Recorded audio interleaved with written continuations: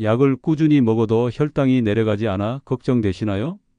밥 한 숟갈이 겁나고 가족과 함께 식사하는 시간조차 외롭진 않으셨습니까? 40년 동안 5만 명 넘는 당뇨 환자들을 치료해온 전문의가 드디어 입을 열었습니다. 아무도 말해주지 않았던 하지만 꼭 알아야 할 당뇨의 진짜 원인과 해결법. 오늘 영상 여러분의 인생을 바꿀 수 있습니다. 놓치지 마시고 끝까지 함께해 주십시오. 구독과 좋아요는 이 영상이 다른 어르신 분들에게도 전달될 수 있도록 도와주실 수 있습니다. 안녕하세요. 저는 한도윤이라고 합니다. 40년 동안 당뇨병만을 연구하고 진료해온 의사입니다. 지금까지 제가 진료한 환자만 해도 5만 명이 넘습니다. 많은 분들이 저를 찾아오실 때 이렇게 말씀하십니다. 선생님, 저는 왜 안 되는 걸까요? 약도 빠짐없이 먹고 밥도 반 공기만 먹고 단 건 입에도 안 되는데 혈당이 내려가질 않아요. 오히려 점점 올라가기만 해요. 이 말은 제가 하루에도 몇 번씩 듣는 이야기입니다. 가장 최근에 저를 찾아온 김영수 할아버지도 마찬가지였습니다. 할아버지는 74세였고 당뇨 진단을 받은 지 12년이 넘은 분이었습니다. 처음 진료실에 들어오셨을 때 눈시울이 붉어져 있었습니다. 도윤 선생님, 저는 이제 정말 지쳤습니다. 가족들이랑 식사할 때도 저만 다른 걸 먹어요. 명절에 손주들이랑 떡국 먹을 때 저 혼자 상추에 채소만 쌓아 먹었습니다. 그게 서러워서 음식 앞에서 눈물이 날 뻔했어요. 그 말을 들으면서 저는 가슴이 아팠습니다. 할아버지는 정말 노력하고 있었습니다. 매일 정해진 시간에 약을 드셨고 단 음식은 입에도 대지 않았고 운동도 빠지지 않았습니다. 그런데도 혈당은 안정되지 않았습니다. 오히려 약 용량은 점점 늘어나고 있었고 인슐린 주사를 권유받은 상황이었습니다. 이건 김영수 할아버지 한 사람의 문제가 아닙니다. 저를 찾아오신 수많은 어르신들이 비슷한 상황을 겪고 계십니다. 매일 조심하고 노력해도 결과는 나아지지 않고 그래서 어느 순간 마음이 무너지는 겁니다. 밤이 되면 더 괴롭습니다. 당뇨 합병증으로 실명했다는 사람, 다리를 잘랐다는 사람 이야기까지 들리니까요. 걱정과 불안 때문에 잠을 못 주무시는 분들도 많습니다. 그런 분들을 위해 저는 오늘 이 이야기를 시작하게 되었습니다. 제가 40년 동안 수많은 환자들과 함께 겪고 실험하고 변화시켜온 방법들을 천천히 알려드리겠습니다. 어떤 의사도 제대로 설명해 주지 않았던 이야기일 수도 있습니다. 그러나 이것은 실제 환자들에게 효과가 있었고 지금도 많은 분들이 실천하고 계시는 방법입니다. 김영수 할아버지처럼 열심히 노력해도 혈당이 잡히지 않는다면 분명 이유가 있습니다. 그리고 그 이유는 몰라서 놓친 부분에 있을 가능성이 큽니다. 예를 들면 이런 겁니다. 많은 분들이 단 음식만 끊으면 당뇨가 좋아질 거라고 생각하십니다. 그런데 당뇨는 그렇게 단순하지 않습니다. 당뇨의 진짜 원인은 우리 몸 안 깊은 곳에 숨어 있습니다. 인슐린이 잘 작동하지 않는 문제, 몸속에 염증이 쌓여 있는 문제, 장 속에 좋은 균이 부족한 문제, 이런 것들이 혈당을 계속 흔들리게 만듭니다. 저는 김영수 할아버지에게 이렇게 말씀드렸습니다. 할아버지, 지금까지 해오신 것만으로도 정말 잘하셨습니다. 이제는 방법을 조금 바꿔보셔야 합니다. 단 걸 안 먹는 것도 중요하지만 그것만으로는 부족합니다. 우리가 놓치고 있는 것이 있어요. 그걸 함께 찾아보겠습니다. 그날 이후로 김영수 할아버지는 새로운 식사 습관을 시작하셨습니다. 저는 아주 특별한 한 가지 식품을 추천해 드렸고 그걸 하루에 3번씩 챙겨 드셨습니다. 또 식사 순서를 바꾸는 연습도 시작하셨고요.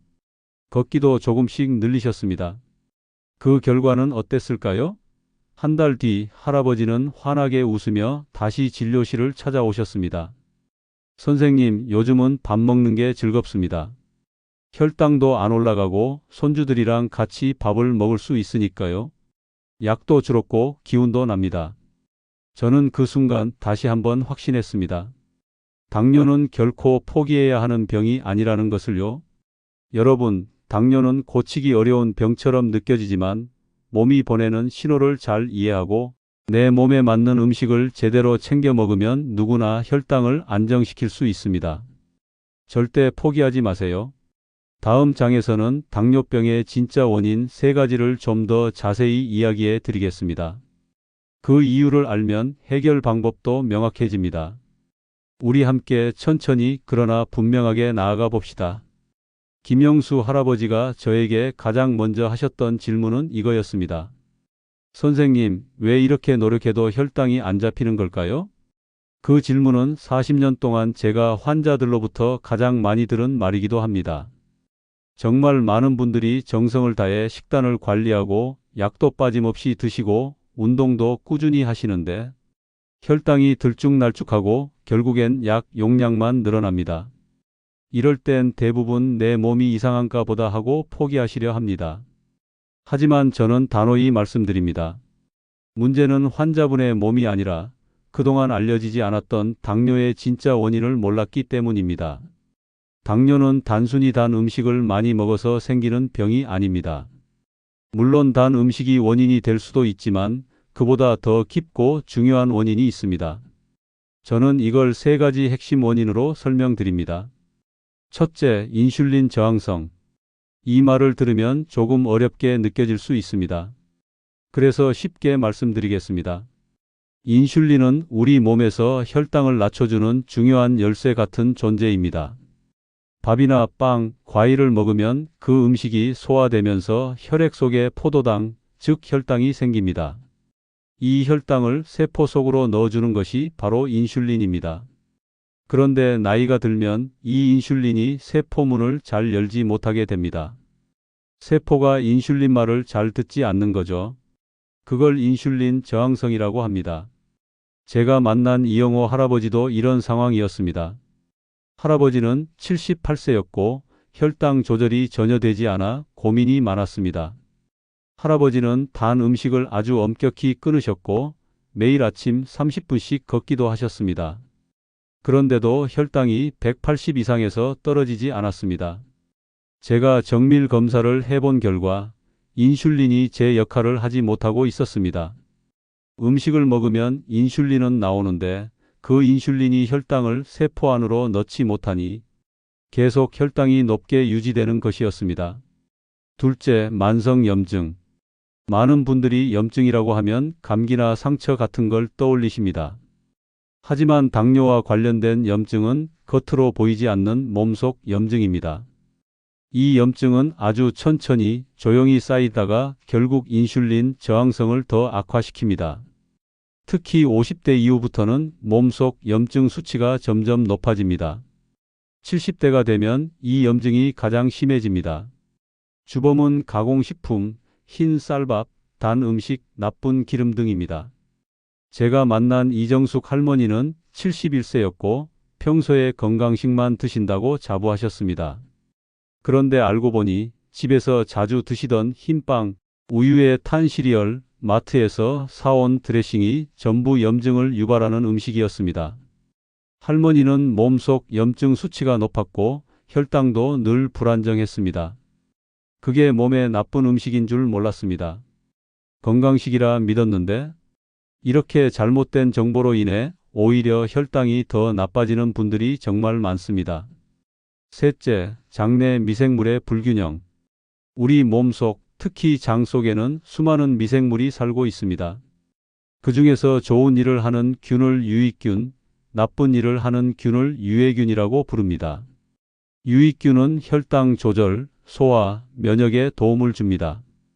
그런데 나이가 들수록 유익균이 줄어들고 유해균이 많아집니다.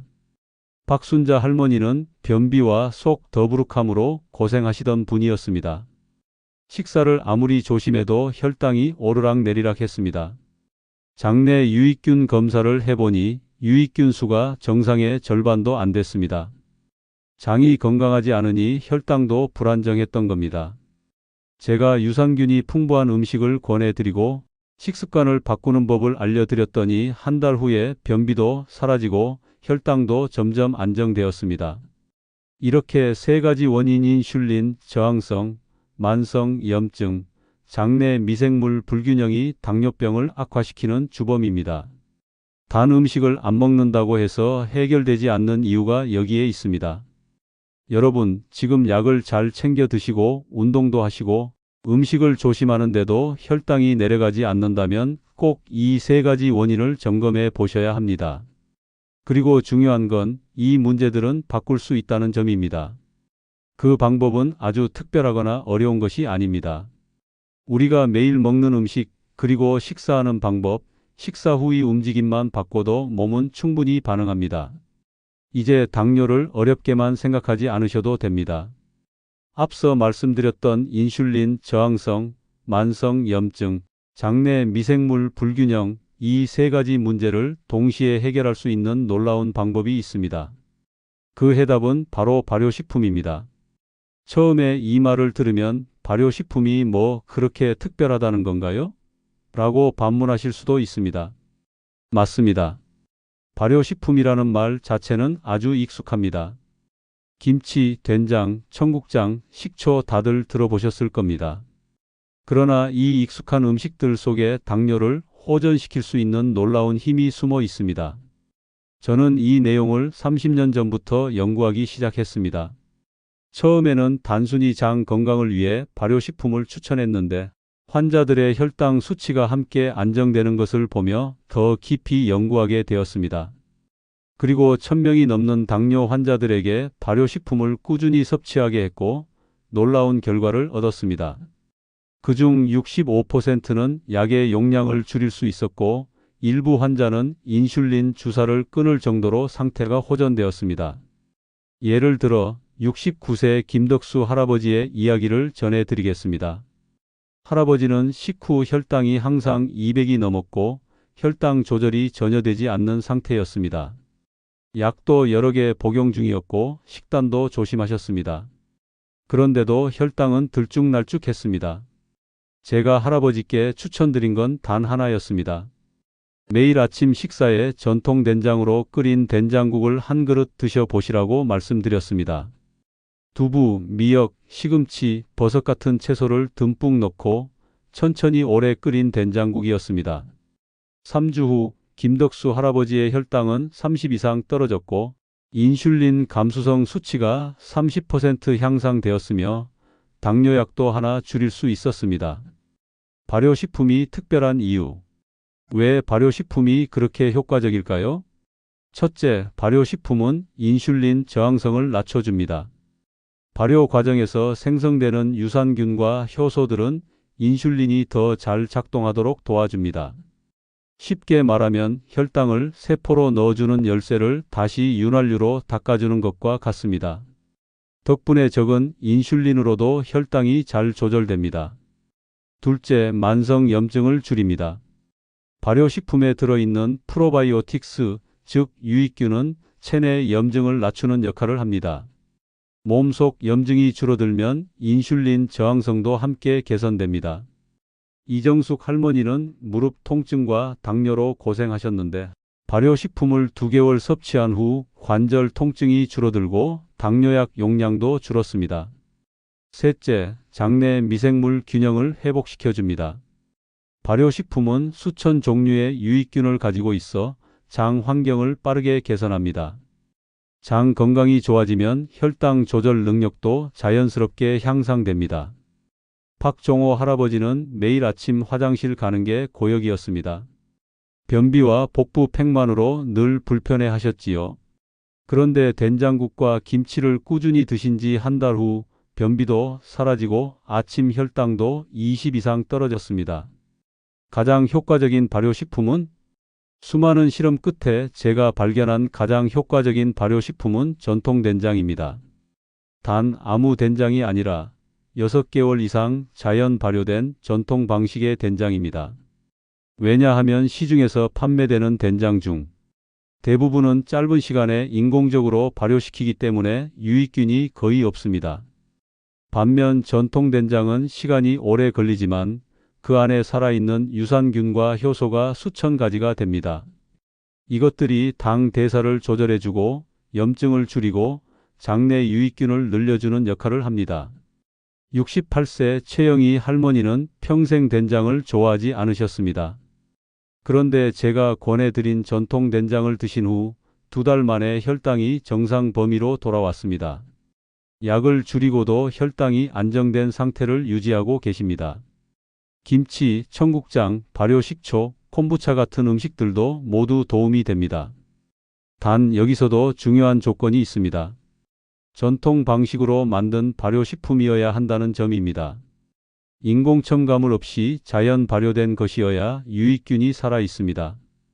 여러분, 당뇨는 평생 약만으로 조절하는 병이 아닙니다. 우리가 매일 먹는 음식이 약보다 더 큰 힘을 가지고 있습니다.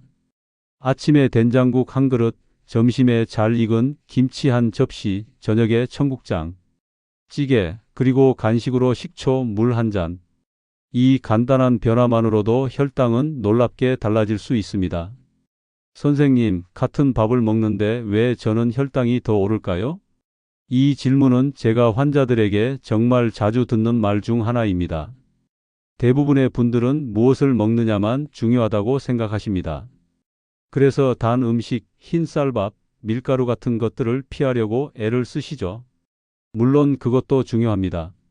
하지만 제가 오늘 말씀드릴 내용은 무엇을 먹느냐보다 어떻게 먹느냐가 더 중요할 수 있다는 것입니다. 그 중에서도 가장 쉽게 바꿀 수 있는 것, 바로 식사 순서입니다. 많은 연구 결과에 따르면 같은 음식을 먹더라도 먹는 순서에 따라 혈당 상승 정도가 50%까지 차이 날 수 있습니다. 믿기 어려우시죠? 저도 처음엔 그렇게 생각했습니다. 하지만 수천 명의 환자 데이터를 분석해 보니 이 단순한 변화가 정말 큰 차이를 만들고 있었습니다. 채소부터 단백질 다음 탄수화물은 마지막. 가장 이상적인 식사 순서는 이렇습니다.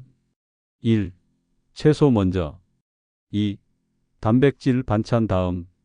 3. 밥이나 빵 같은 탄수화물은 마지막. 이 순서를 지키는 이유는 간단합니다. 채소에는 식이섬유가 풍부해서 음식이 위에서 천천히 소화되도록 도와줍니다. 그렇게 되면 탄수화물이 들어왔을 때에도 혈당이 급격히 오르지 않게 됩니다. 그리고 단백질은 소화를 느리게 하고 인슐린 분비를 도와 혈당을 안정시킵니다. 반면 밥이나 빵을 먼저 먹으면 혈당이 급격하게 오를 수밖에 없습니다. 실제 사례 박종호 할아버지의 변화. 박종호 할아버지는 75세였습니다. 늘 밥을 먼저 드셨고 반찬은 그 다음에 천천히 드셨습니다. 당뇨 진단을 받고 식단은 많이 조심하셨지만 식후 2시간 혈당이 항상 200을 넘었습니다. 제가 식사 순서만 바꿔보자고 권유드렸습니다.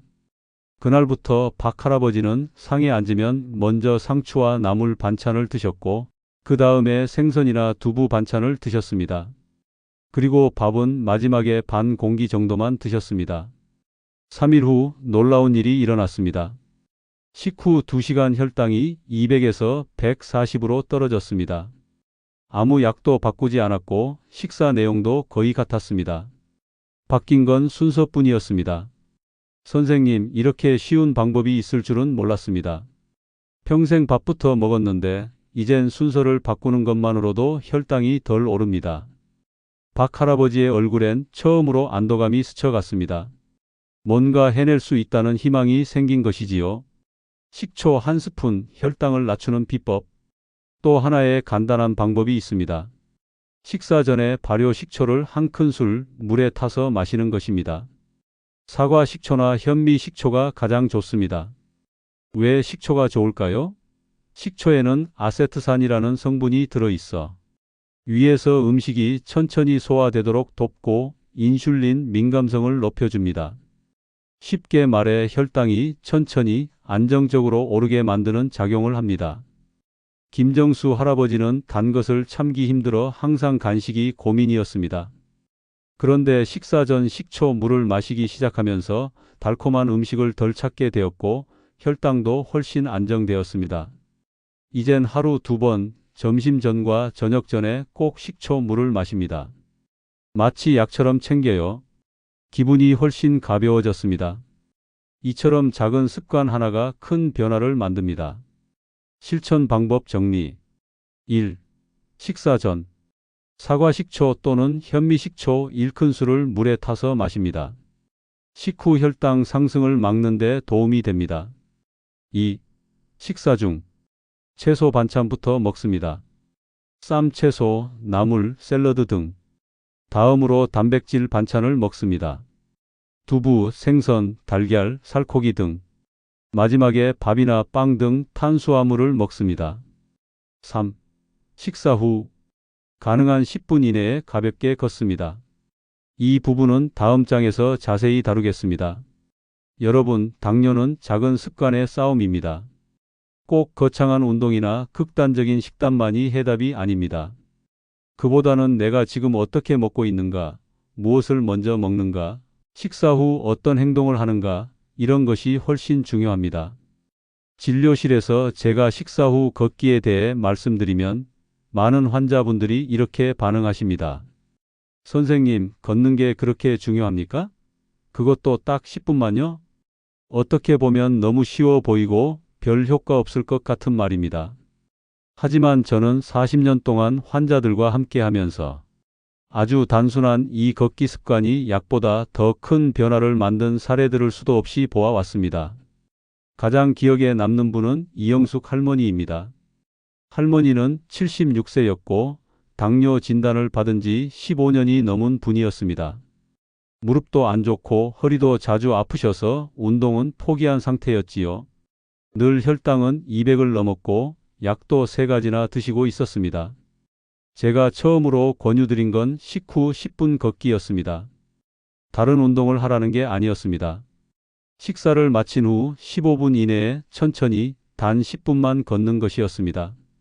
선생님, 겨우 10분 걷는 걸로 뭐가 달라지겠습니까?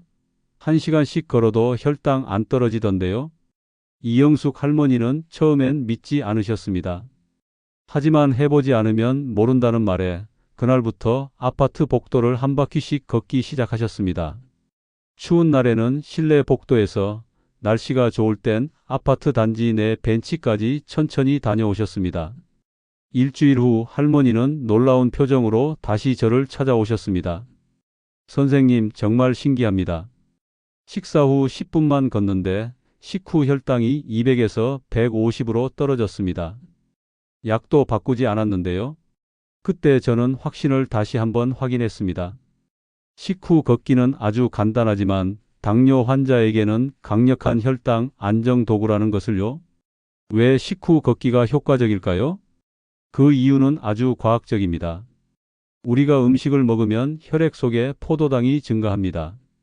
이 포도당을 세포로 보내야 혈당이 떨어지는데 걷기를 하면 근육이 포도당을 직접 사용하게 됩니다. 특히 다리 근육은 몸에서 가장 큰 근육이기 때문에 걷기만 해도 많은 양의 포도당이 빠르게 소비됩니다.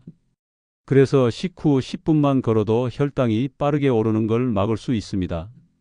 실제 연구에서도 식후 15분 이내에 10분 걷기를 하면 혈당 상승을 40%까지 억제할 수 있다는 결과가 나와 있습니다. 걷기 힘든 분들은 어떻게 해야 할까요? 많은 분들이 걱정하십니다. 저는 다리가 불편해서 못 걷습니다.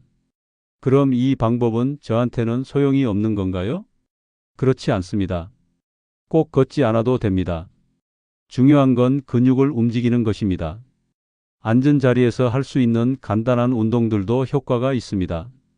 무릎을 천천히 들어 올렸다 내리기, 발끝으로 바닥을 콕콕 찍기, 의자에 앉은 채로 다리 뻗기, 팔을 위로 천천히 들어 올렸다 내리기, 제자리에서 무릎 굽혔다 펴기.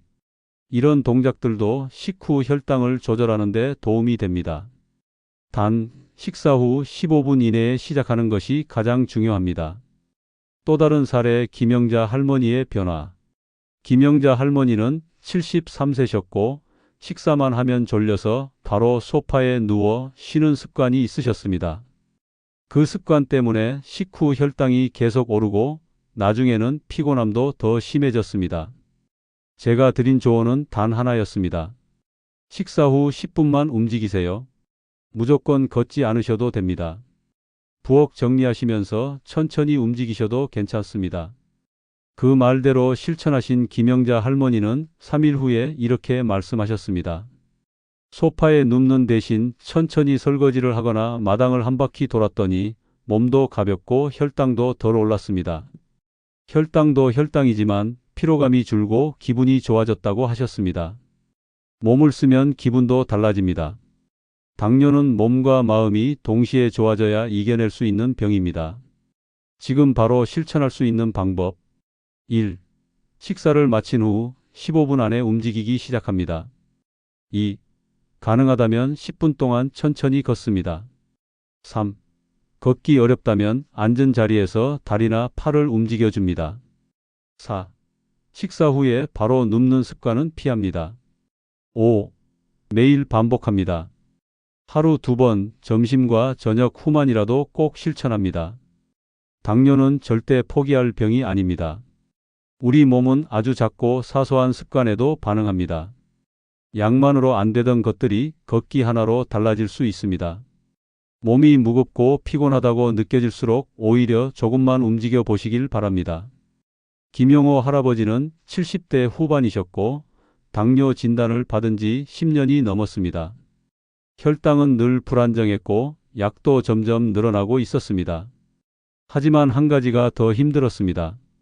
선생님, 아침엔 된장국 먹고 점심엔 김치 챙기고 저녁엔 걷기도 합니다.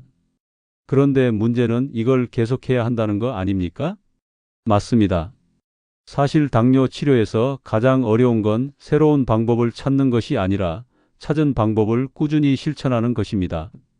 많은 분들이 식습관을 바꾸고 걷기를 시작하면서 혈당이 좋아지지만 일정 시간이 지나면 다시 예전 습관으로 돌아가고 맙니다. 그때부터 다시 혈당이 올라가기 시작하고 약도 다시 늘게 됩니다. 그래서 오늘은 여러분이 배운 것들을 지속적으로 실천하는 방법, 그리고 그 과정에서 자주 하게 되는 실수들에 대해 말씀드리겠습니다. 1. 하루 3번 정해진 시간에 챙기기. 무엇보다 중요한 건 생활 리듬을 만드는 것입니다. 예를 들어 아침 7시엔 된장국, 점심 12시엔 김치, 저녁 6시엔 청국장. 식사는 항상 같은 시간에, 발효식품도 그 시간에 맞춰 챙깁니다. 습관은 시간표로 만들어지는 것입니다. 처음엔 알람을 맞춰도 좋습니다. 매일 정해진 시간에 같은 행동을 반복하면 몸이 기억합니다. 나중에는 굳이 생각하지 않아도 자연스럽게 실천하게 됩니다. 2. 하루쯤은 괜찮겠지라는 생각의 함정. 제가 가장 자주 듣는 말 중 하나가 이렇습니다. 오늘은 손주가 와서 간만에 떡 좀 먹었습니다. 하루쯤이야 괜찮겠지요? 물론 하루쯤이 괜찮을 수도 있습니다. 그러나 문제는 그 하루가 자꾸 늘어난다는 점입니다. 예외를 한번 허용하면 그 다음은 점점 더 쉽게 무너지게 됩니다. 결국 다시 예전의 혈당으로 돌아가게 되는 것이죠. 그래서 저는 항상 말씀드립니다. 예외가 생겨도 다음 식사부터 다시 돌아오면 됩니다. 스스로에게 너무 관대하게도 너무 엄격하게도 대하지 마십시오. 중심만 잘 잡으시면 됩니다. 3. 효과가 없어요 라는 말의 진짜 의미. 일부 환자분들은 한두 주 실천하고 이렇게 말씀하십니다. 선생님, 저는 된장도 먹고 걷기도 하는데 혈당이 안 내려갑니다. 아무 효과가 없어요. 그럴 때 저는 식사 일지를 다시 살펴봅니다. 그리고 이런 사실들을 발견하곤 합니다. 된장을 사왔지만 시중에서 빠르게 만든 인스턴트 된장이었다. 걷기를 했지만 식후 2시간 뒤에 했다. 식사 순서를 지킨다고 했지만 실제로는 밥과 반찬을 함께 섞어 먹었다. 조금만 어긋나도 결과는 달라집니다. 그래서 저는 하나씩 다시 점검합니다. 전통 된장인지 식사 직후 걷고 있는지 순서를 정말 지키고 있는지를요. 정확히 실천하면 반드시 변화가 생깁니다. 변화가 느리지 않다는 점도 중요합니다. 대부분의 환자들은 2주 안에 혈당 수치가 눈에 띄게 안정됩니다. 꾸준히만 하면 결과는 따라옵니다. 4. 함께 실천할 사람을 찾기. 혼자 하면 지치기 쉽습니다. 그래서 저는 늘 가족과 함께 실천하라고 권유합니다. 아들, 딸, 배우자, 심지어 손주와도 함께 해 보십시오. 된장국을 함께 끓이고 식사 후 손주와 손잡고 동네 한 바퀴를 도는 것. 그것만으로도 생활이 달라집니다. 건강은 혼자 지킬 수 없습니다. 함께 할 때 더 즐겁고 오래 갈 수 있습니다. 5. 나만의 이유를 만드는 것. 마지막으로 왜 내가 이걸 계속해야 하는지에 대한 이유를 스스로 마음속에 새기시길 바랍니다. 김영호 할아버지는 손주들과 함께 오래 놀고 싶어서 시작하셨습니다. 박순자 할머니는 더 이상 눈이 나빠지지 않도록 눈을 지키고 싶다고 하셨습니다. 여러분의 이유는 무엇입니까? 누구를 위해서, 무엇을 위해서 건강해지고 싶으신가요? 그 이유가 확실하면 포기하지 않게 됩니다. 식사 순서, 발효식품, 걷기 이 세 가지를 꾸준히 실천할 수 있게 만드는 힘은 바로 여러분의 마음속에 있는 이유입니다. 지금까지 말씀드린 이 세 가지 방법은 복잡하지 않습니다. 1. 하루 3끼 전통 발효식품 챙기기. 2. 채소, 단백질, 탄수화물 순서로 식사하기. 3. 식사 후 10분 걷기 또는 가벼운 근육 움직이기. 이것들을 매일 실천하는 것, 바로 그것이 당뇨를 이겨내는 가장 효과적인 길입니다. 여러분은 할 수 있습니다. 저는 수많은 환자들이 이 방법으로 변화를 만들고 인슐린을 끊고 약을 줄이고 손주들과 더 오래 웃으며 살아가는 모습을 봐왔습니다. 오늘 이 순간부터 다시 시작하셔도 늦지 않습니다. 여러분의 건강한 내일을 위해 지금 한 걸음만 먼저 내디뎌 보시길 바랍니다. 감사합니다. 구독과 좋아요는 영상 제작에 큰 힘이 됩니다.